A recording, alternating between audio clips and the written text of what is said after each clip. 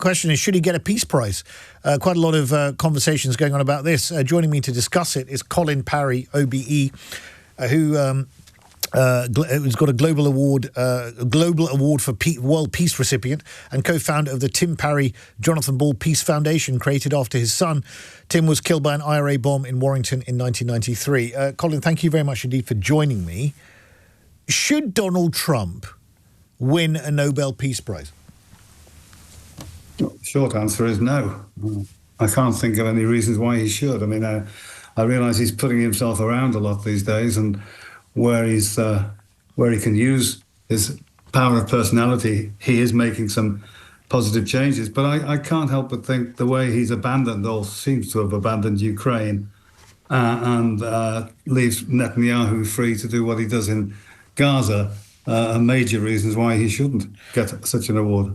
But then President Obama got this award in 2009 for his extraordinary efforts to strengthen international diplomacy and cooperation between peoples, for doing absolutely nothing.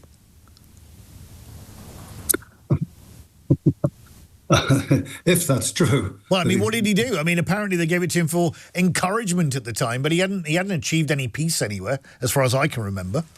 No, nor me. And I didn't realise that he was expecting to get a peace award. But well, he got one. Yeah. Obama. But look, the argument that supporters of Trump who believe this, and including one Republican congressman from Georgia, Buddy Carter, who is nominating him to the Norwegian Nobel Committee. So is the government of Pakistan for the role that he played in brokering that ceasefire between India and Pakistan. The Indians say that he didn't play a role. The Pakistanis say he played a very important role. And also now this Democratic Republic of Congo and Rwanda truce following talks by Marco Rubio, and the Abraham Accords, which he brokered, and the Serbia-Kosovo truce talks as well on economic normalisation. I mean, there's quite a lot there, isn't there?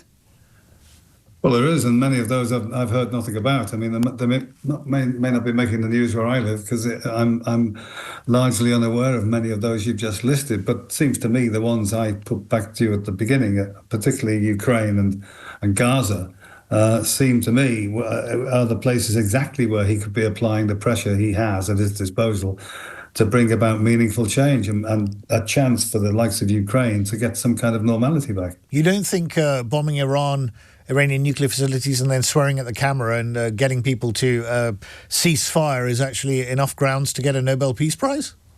No, I don't. I mean, if the bombing was as successful as his people say it was, although there seems to be some doubt, then good. I mean, it means good news for many Iranians. But that's just using his force, like the big guy in the schoolyard who says do it and people do it. The ones which are sort of going nowhere, the processes which are going nowhere, the ones I mentioned, are crying out for him to use his good influences. I understand that particular point. What would your advice be to Donald Trump? Because we know that he wants a peace prize. You've won a peace prize yourself, not a Nobel one, but a global award for world peace. If you were advising him, Colin, what would your advice be to the president?